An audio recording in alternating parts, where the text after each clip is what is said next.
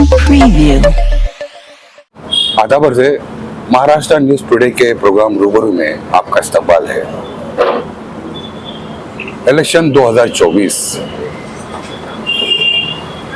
3 टप्पे हो चुके हैं। लगभग आधे से ज़्यादा मुल्क में वो जितनी वोटिंग थी हो चुकी है। मराठवाड़ा में और महाराष्ट्र में भी कई जगहों पर इलेक्शन हो चुके हैं। क्या सिचुएशन है और किस तरह का पैटर्न वोटिंग में चल रहा है, और खुसूसन मराठवाड़ा में क्या हालात है, क्योंकि टूट फूट होने के बाद इंडियन अलायंस और एनडीए ये दोनों ही अपनी अपनी जीत का दावा कर रहे हैं। आज इसी सिलसिले में बात करने के लिए हमारे साथ महाराष्ट्र के युवा शिवसेना उद्धव साहब के लीडर और मराठवाड़ा की हर दिल अजीज शख्सियत, लातूर से उनका ताल्लुक है, जो 11-12 साल तक लातूर के जिला प्रमुख भी रह चुके हैं, अभी कोऑर्डिनेटर है। और शिवसेना उद्धव ठाकरे साहब की जो शिवसेना है उसमें काफ़ी अच्छा मुकाम रखते हैं।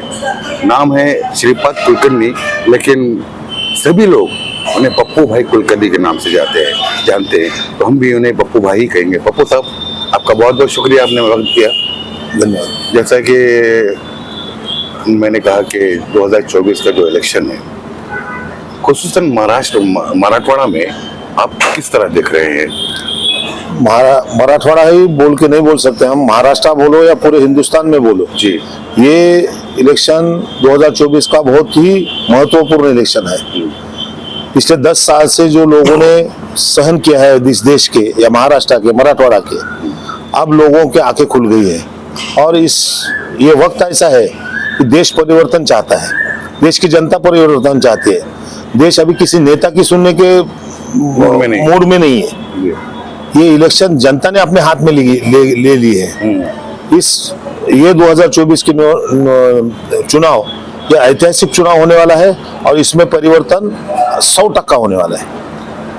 अभी जो एनडीए जो दावा कर रहा है कि तो 400 पार से शुरू हुआ और धीरे धीरे अभी हमारे जो प्रधानमंत्री जी है वो उसको एक अलग रंग देने की कोशिश कर रहे हैं, आप कैसे देखते हैं? देखिए, 2014 से हम देख रहे, 2014 में 2019 में हमने इसी प्रधानमंत्री जी का काम किया था। अलायंस में जब थे, हम भी इनके झांसे में आ गए थे। हमें भी लगा था कि 2014 के बाद इस देश में कुछ अच्छा बनेगा, नया बनेगा। याद है आपको कि अच्छे दिन बोल के शुरुआत हो गई थी 2013 में इस कैंपेन की, और हमें ऐसा लग रहा था कि बहुत कुछ इस देश में परिवर्तन हो जाएगा। लेकिन झांसे के सिवा और झूठ के सिवा इस देश को कुछ भी नहीं मिला। एक तरफ इनकी झूठी जो बातें हैं, इन्होंने जो पहले 5 साल में 368 योजनाएं जाहिर की, उसमें कि कितनी आखिरी तक पहुंची, कितनी पूरी हो गई, जमीन तक कितनी आई? ये बोलते हैं 9 करोड़ उज्ज्वला गैस सिलेंडर हमने दिए, बराबर दिया, 100% माने। लेकिन उज्ज्वला गैस सिलेंडर रिफिल कितने होते हैं ये भी पूछना जरूरी है। जियो कंपनी ने सिम कार्ड निकाले थे, फ्री में बांटते थे। इन्होंने उज्ज्वला गैस सिलेंडर का कनेक्शन फ्री में दिया और 400 का सिलेंडर 1100-1200 पे पहुंचा दिया। इस तरह से हर योजना में इन्होंने सिर्फ जनता को लूटने का काम किया है। बड़ी बड़ी बातें ये बोलते हैं, लेकिन जमीन पे हकीकत कुछ अलग ही है। पप्पू साहब, ये मुद्दा तो ये होना चाहिए था, बेरोजगारी, महंगाई और गरीबी। मैं आपको ये मुद्दे इलेक्शन में कहीं भी नजर नहीं आते। नहीं, सबसे बड़ी बात है कि बीजेपी वाले और राष्ट्रीय स्वयंसेवक संघ वाले मुद्दा भटकाने में बहुत माहिर लोग हैं। इन्होंने चालू किया था, बहुत हुई महंगाई की मार आपकी बार मोदी सरकार, इन्होंने बहुत ये बात पे चालू किया था, बहुत हुई पेट्रोल डीजल की मार आपकी बार। अब ये बात ये बोलते हैं 2024 में, जबकि 2014 का 60 रुपए का 70 रुपए का पेट्रोल 100 रुपए हो गया, 55 रुपए का डीजल 90-95 रुपए हो गया, गैस सिलेंडर 400 का 1100 हो गया। ये हो गया पेट्रोल डीजल का और गैस का। लेकिन बाकी चीजों का क्या? खाने का तेल कितने में हो गया, गेहूं कितने में हो गया, जवार कितने में हो गया? इतनी बड़ी महंगाई, उसकी मार आज शहरी जनता। लेकिन ये लोग दिखाते क्या है तुम्हारे को? हमने राम मंदिर बनाया है, हमने G20 का समिट लिया है, हम पूरे दुनिया में, विश्व में अपना डंका बज रहा है। ये तुम्हारे को भटकाने की कोशिश करते हैं, तुम्हारे को ये भ्रमाते हैं, और सिर्फ अपने जो इंडस्ट्रियलिस्ट दोस्त है उनकी भरपाई ये लोग करते हैं। गोर गरीब जनता के लिए इनके पास कुछ भी नहीं है। इतनी बड़ी बेरोजगारी इस देश में, कोरोना के बाद सबसे इतनी बड़ी महामारी आ गई, उसके बाद देश में इतनी बड़ी बेरोजगारी बढ़ गई, उसके बारे में ये बात नहीं करेंगे। अपने देश के प्रधानमंत्री, जिनको मैं आदरणीय, वंदनीय, पूजनीय, महनीय बोलता हूँ, ये इंसान भाषण करने को खड़ा है 2024 में 10 साल प्रधानमंत्री रहने के बाद, और भाषण किस मुद्दे पे हो रहा है? तो कांग्रेस के मैनिफेस्टो मुस्लिम लीग का मैनिफेस्टो है।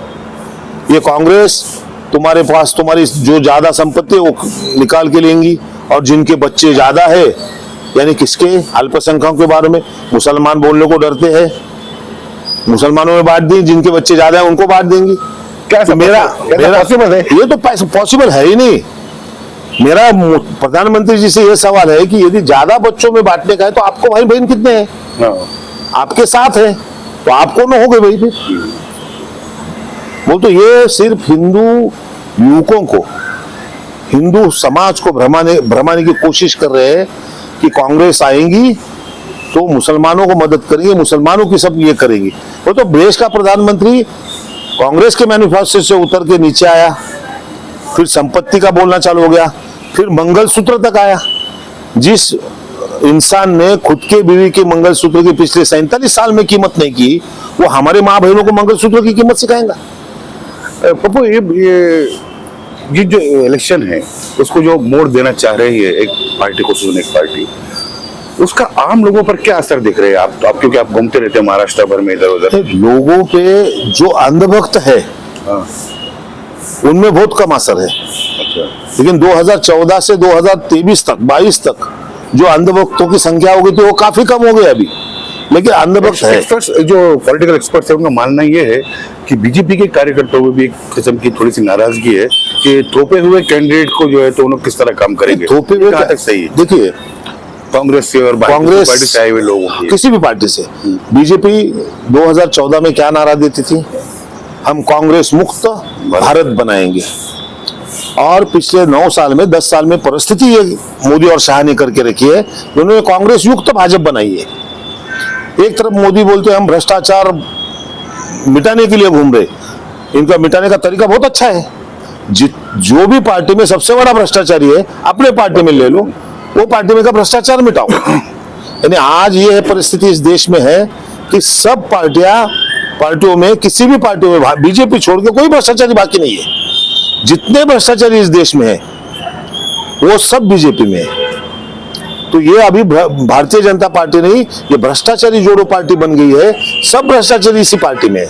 ये बात पब्लिक में जिस तरह का इलेक्शन हुआ करता था पहले, अगर 2014 में देखेंगे तो जो उत्साह था वो उत्साह नजर नहीं आता इस इलेक्शन में। उत्साह कैसे नजर आएगा? मुझे बोलिए कि 2014 की इलेक्शन में कितना उत्साह था, 2019 में भी कितना उत्साह था। अब लोगों को जब समझ में आया जिस राजा को हमने चुने हैं, जिस राजा को हमने चुने हैं, जिसको हम वफादार समझ रहे थे, वो तो वफादार नहीं निकला,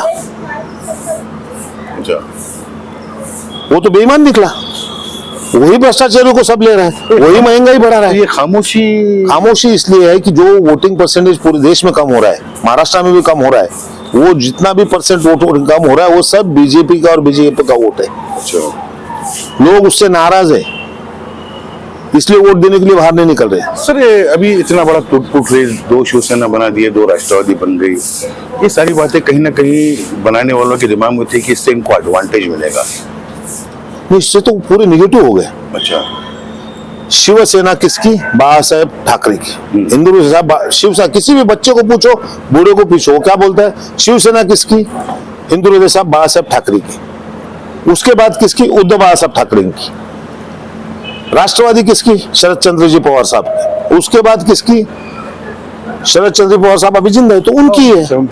लेकिन इन्होंने कायदे कानून का खेल करके उल्टा पड़ गया। साउथ इंडिया में आप साउथ इंडियन पिक्चर देखते हैं ना, कि कोई तो एक पॉलिटिशियन रहता और कुछ भी कानून तोड़ मरोड़ के वो हीरो पे या जनता पे अत्याचार कर देता। ये सेम सिचुएशन है। इन्होंने पहले शिवसेना तोड़ी, उनको लगा कि शिवसेना का नाम ले लेंगे, शिवसेना का चिन्ह ले लेंगे।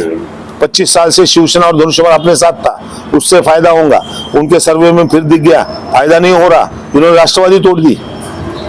भोपाल में 27 तारीख को आदरणीय, वंदनीय, पूजनीय बोलते हैं कि NCP is naturally corrupt party है, और 1 तारीख को अजीत दादा पवार यहाँ के उप मुख्यमंत्री बनते हैं। इनके जबान को कोई कीमत है? मुझे तो कभी कभी लगता है ये मोदी आज जो बोलता है कल इसके ध्यान में नहीं रहता। तो ये पब्लिक सब समझ रही है, सब समझ रही है, खामोशी पब्लिक सब जानती है। जी।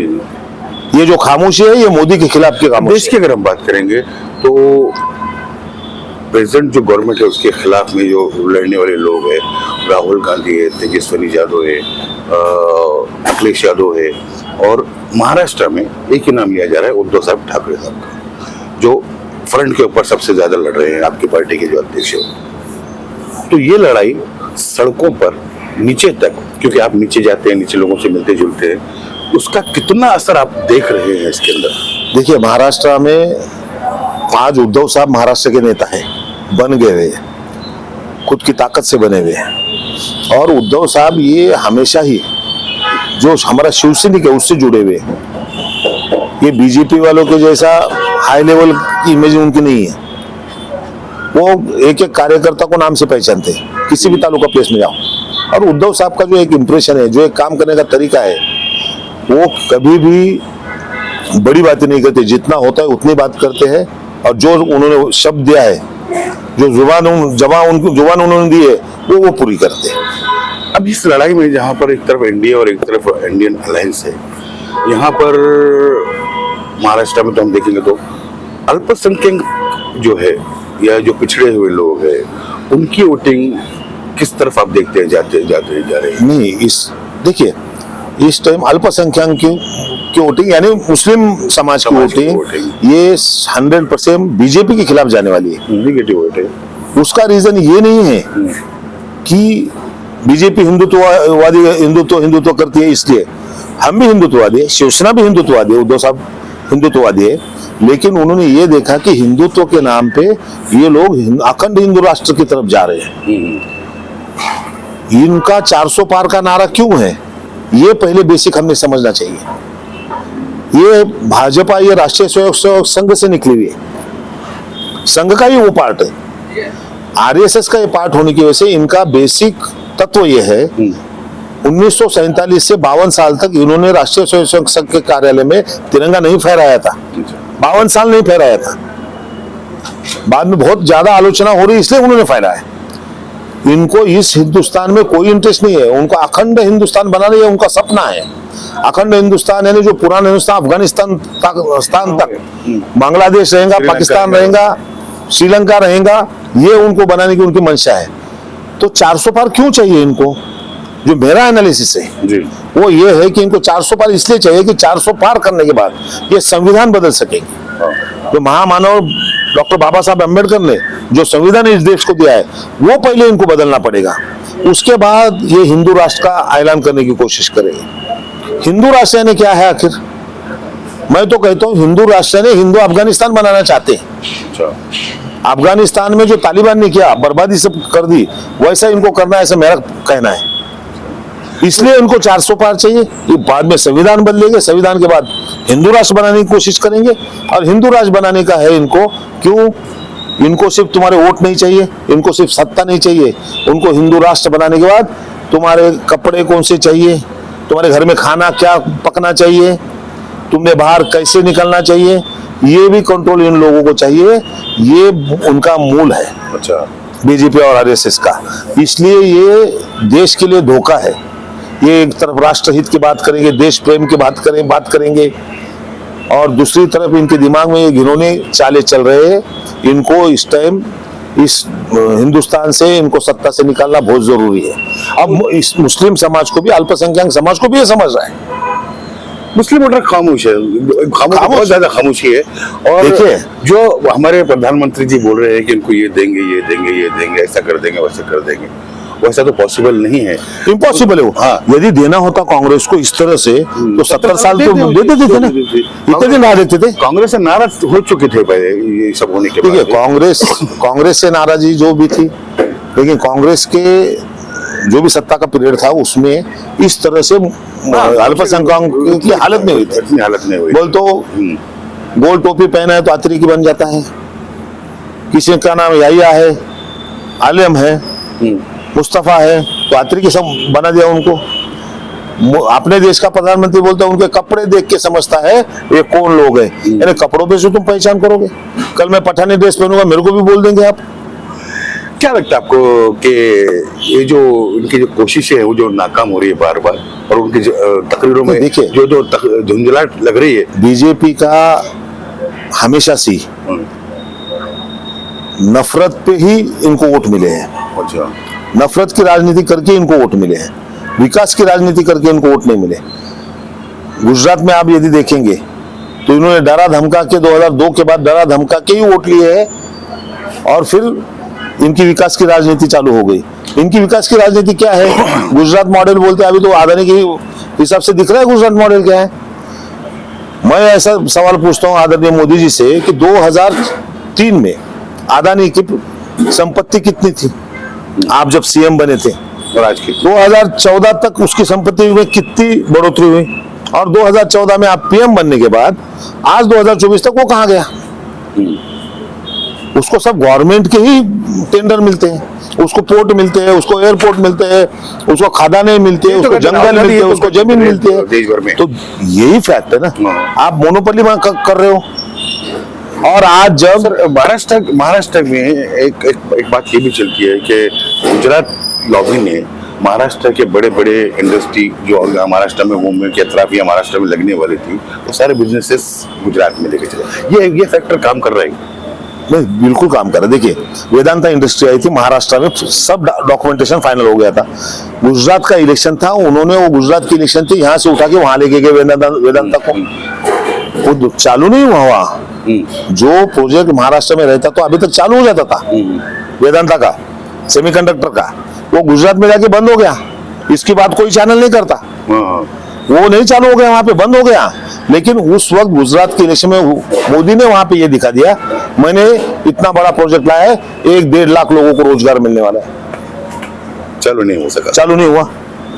तो इनको सिर्फ ये दिखाना है।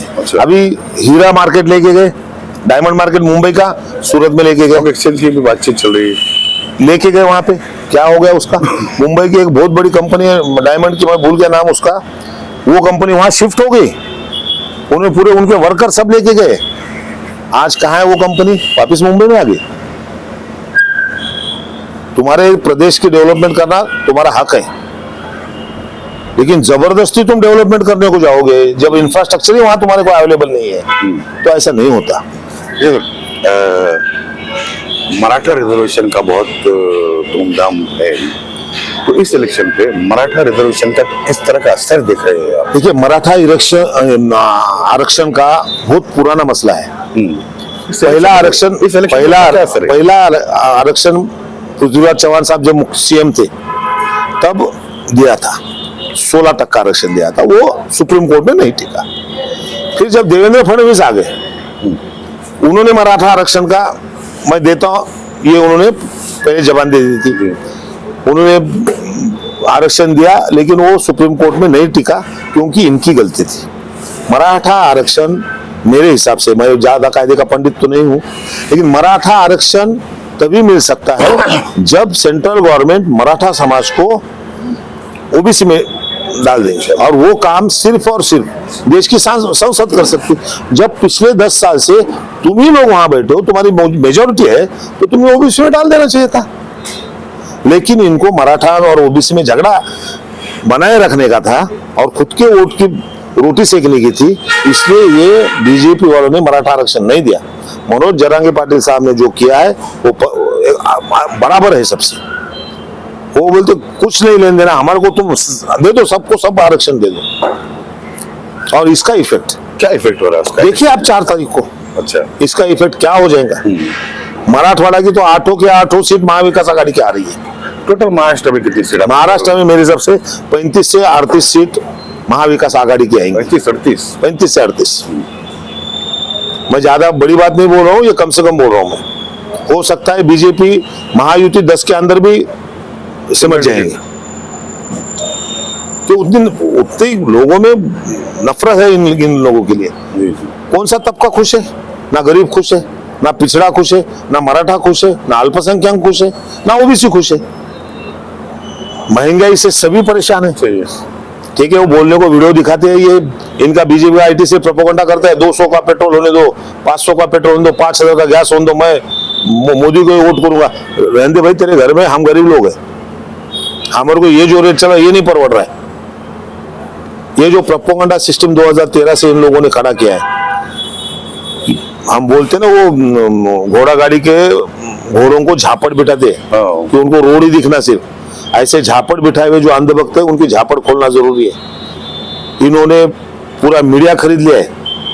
आजकल जो भी कुछ सच्चाई मिल रही है तो यूट्यूब चैनल जैसे आपका है वो ऐसे चैनल से मिल रही। रवीश कुमार है या पुण्य भूषण वाजपेयी है, ऐसा कोई चैनल है।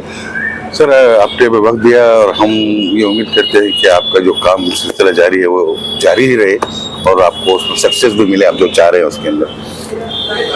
आखिरी सवाल ये है सर कि अल्पसंख्यक और गरीब जनता कहीं ना कहीं वो भी खामोशी है, अब सोसाइटी में है, कहीं ना कहीं खामोशी है। इन लोगों का रुझान आप किस तरफ देख रहे हैं? क्योंकि आपने 2 इलेक्शन देख के आए हैं, आपके पास भी देखिए अल्पसंख्यक और अम्बेडकर जनता का रुझान सीधा है। इस वक्त बीजेपी और महायुति को वो वोटिंग नहीं करने वाले, बहुत परेशान है। इतनी तकलीफ उन लोगों को हुई है। ये सामंती सोच वाली पार्टी है बीजेपी, आरएसएस सामंती सोच वाले हैं। इनके पास सब सेक्शन है, समरसता परिषद है, अल्पसंख्यक सेल भी शायद अभी चालू किया है, सब है, वो सब दिखावा है। इनकी मूल जो सोच है वो हिंदू राष्ट्र बनाने की है और इस देश में से हिंदू पहले हिंदू छोड़ के लोगों तो बाकियों को भगाओ, उसके बाद हिंदू में के जो सामंती लोग हैं उनको लेके राज करो। 1939 में 38 में हिटलर ने जो किया था, इनकी एक पॉलिसी में आपको बोलता जाते जाते आखिरी में 2013 के बाद हम हिंदुओं के मोबाइल्स पे, व्हाट्सएप पे, इंस्टाग्राम पे, फेसबुक पे अलग अलग मैसेज आना चालू हो गए कि अपना देश एक महान देश है, अपना देश महान संस्कृति का देश है। बिल्कुल है, हजारों साल से हिंदुस्तान बहुत पुराना इतिहास है, हम रहने वाले लोग बहुत महान हैं, जो इस हिंदुस्तान के मूल लोग हैं वो बहुत महान है। फिर ये मुगलों ने आक्रमण किया है, फिर ये मुगलों ने आक्रमण करके हमारी जो महानता है वो कम हो रही है। हम महान है, हम पूरे दुनिया में महान है। अमेरिका अपने सामने कुछ नहीं, जर्मनी अपने सामने कुछ नहीं, इंग्लैंड अपने सामने कुछ नहीं। एक माहौल, ये देखो क्रोनोलॉजी समझो, 2013 में 14 में ये आते थे मैसेज, उसके बाद मैसेज आना चालू हो गए किसी मंदिर का या किसी के उसके फोटो आते थे, कोई औरत है हाथ ऐसा करके खड़ी है, कोई औरत हाथ में, अभी वो सब मॉर्फिंग था, लोगों के तब ध्यान में नहीं, हमारे भी शायद तब ध्यान में नहीं आया होगा कि देखो इतने पुराने शिल्पों पे औरत के हाथ में पर्स है, हाथ में मोबाइल है, पेन और ये है तो टैब है। जी जी, एक बनाते गए तो फिर तीसरे टप्पे में आ गया अपना देश खतरे में, अपना देश पाकिस्तान से खतरे में, अपना देश चाइना से खतरे में, अपना देश म्यांमार से भी खतरे में, अपना देश बांग्लादेश से भी खतरे में। ये देश का जो देश, ये जो वर्ड था, शब्द था, वो कब देश चेंज होके हिंदू लग गया वहां, ये किसी के ध्यान में नहीं आया। अच्छा, 17-18 से हिंदू खतरे में है, हिंदू खतरे में, हिंदू खतरे 19 का इलेक्शन हिंदू खतरे में पे निकल गया। पुलवामा का हमला कैसे हुआ, 200 किलो आरडीएक्स कहां से आया, ये पूछना भूल गए लोग, क्योंकि हिंदू खतरे में था। तो हिंदू खतरे में तो पुलवामा में आके 200 किलो आरडीएक्स लाके पाकिस्तान ने डाल दिया, 40 जवान शहीद हो गए। जवानों के नाम पे भी वोट मांग रहे, जो आचार संहिता में नहीं लिखा हुआ है, लेकिन इसी तो खरीदी है उन्होंने।